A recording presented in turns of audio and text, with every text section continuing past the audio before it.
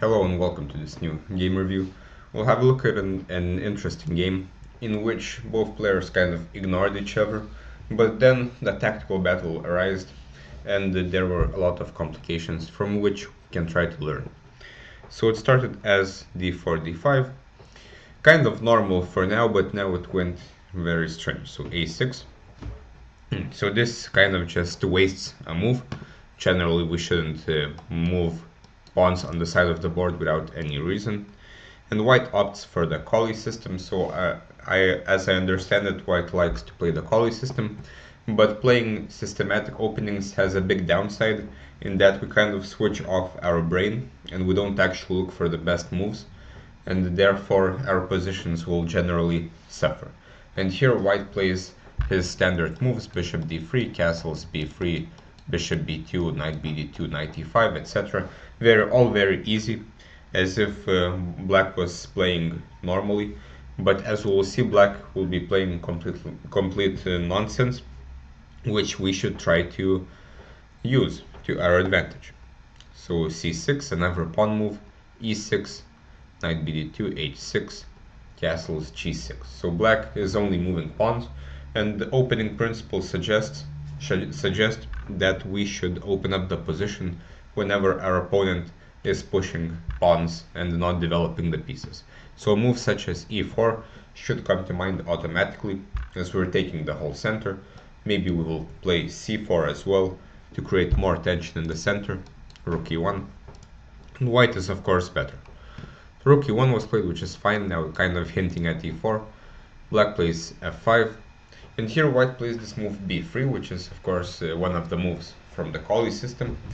But already this is an inaccuracy, as white could have basically almost won the game by playing knight e5 firstly, attacking the pawn on g6, which is usually not undefended like this, but if we look at the position concretely, we will see that it is.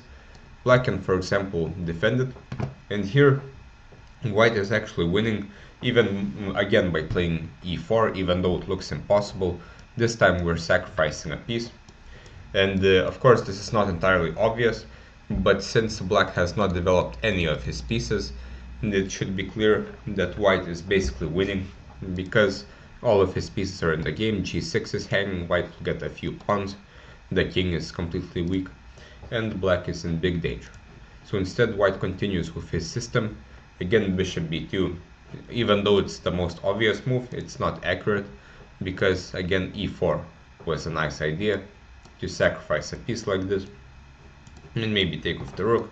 Attacking here, the bishop might still come out this way, and white is a lot better. Of course, sacrificing pieces like this is not always obvious, but it goes with the opening principles. The opponent is not developing pieces and pushing pawns. We are developed, so we should open the center. So okay, bishop b2. Now the game gets a more closed nature, and here white opts for this strange maneuver of putting the rook on h3. But unfortunately the rook on h3 is kind of useless.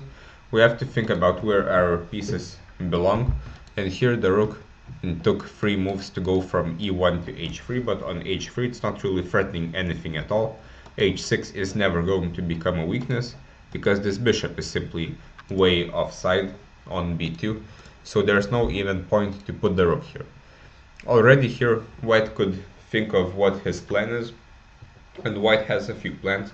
Plans are of course connected to pawn breaks, so he has 2 pawn breaks. It's either c4 or g4. c4 can always be played, because black doesn't really want to take and give access to new squares for white, while all of his pieces are stuck on the king side. But the most obvious is probably to play g4 at some point, maybe here, g4. Also bring more pieces to the game before doing this, and white should be better because he has the clearer plan. So a few moves later, now finally white plays g4, though it is a bit unprepared. White could first, for example, improve this bishop with a nice move, bishop d4, eyeing up the weak c5 square, maybe playing b4, after which all of black's counterplay on the king side will have been eliminated. For example, a5, a3. Let's say black pushes some pawns, Black can take the a file, but at the end of this, black will not really have anything to attack on the a file, while white can slowly but surely improve his pieces, put the bishop on c5, the knight on d4, and then look to probably play g4, all the while this rook is strangely placed. But okay, g4, this is kind of the right idea, and here black should have opted for counterplay in the center by opening up the position. But okay, queen e8, white took, and black took back with the pawn, and king h1, this is natural enough. Again, white could have improved his bishop with bishop a3, as the bishop on b2 is completely useless. But okay, king h1, queen f7, queen f3. At this point, the f3 square might be better for the knight, to go to either h4 or d4, or even to threaten knight g5 check, after which black has to move the king, and now we can improve the pieces further. But okay, queen f3. A few moves later, white plays this move c4.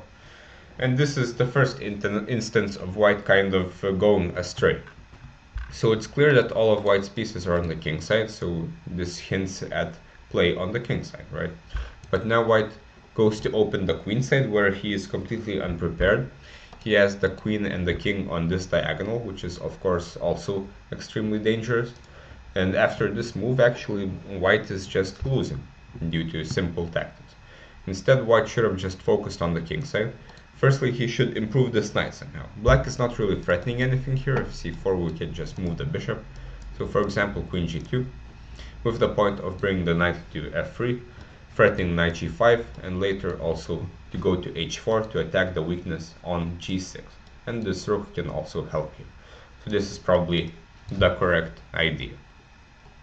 After c4, now black could have just taken and played bishop c6, after which white is in huge trouble. He has not created anything on the king side, and now he is losing in the center.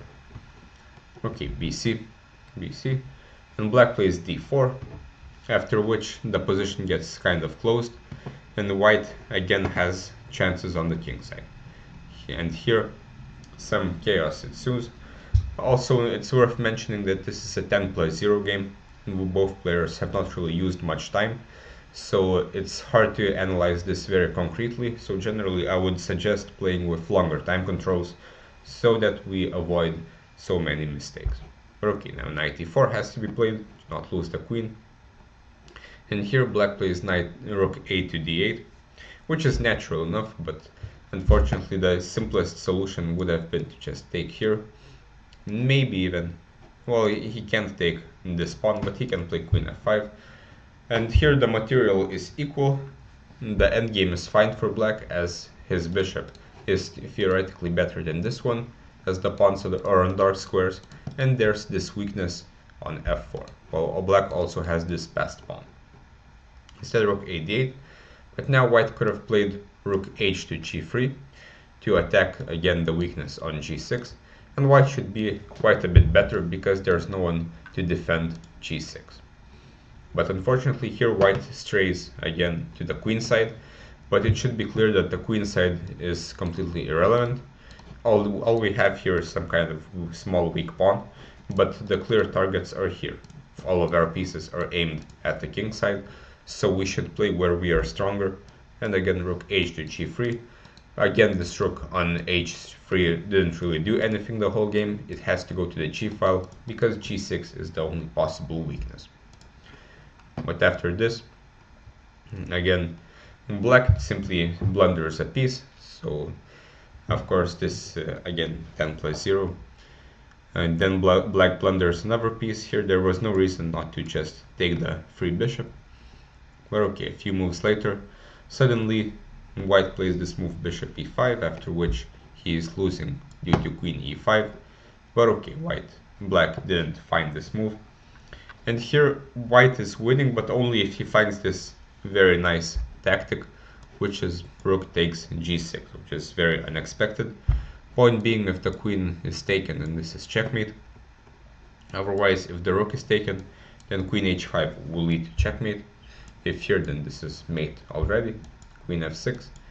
queen h6, and of course when we see the king running around like this usually doesn't end well, and here this is forced checkmate. There were other checkmates as well, but this is strong enough. So in the game what happened was, where are we? Queen e4, rook f4, but this just allows checkmate. So a bit of a strange ending. But again, this is sort of a blitz game, so in general, to get better at chess, I would suggest playing longer time controls, and we will see the quality of our games improve significantly.